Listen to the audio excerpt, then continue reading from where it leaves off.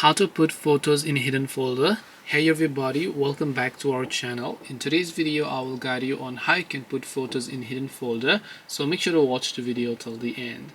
So if you want to put photos on your hidden folder on your iPhone, it's actually quite simple. Open up the Photos application and just select the photos that you might want to hide for some reason here. Once you select the photos that you want to hide, you'll find this option over here, right over here, known as hide next to the photo. So when you tap the hide option, tap on hide photo.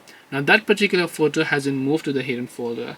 So if you want to view that hidden folder, you have to simply come to the albums tab right from the bottom here. Scroll down again a bit further. Under utilities, you'll find another section known as hidden.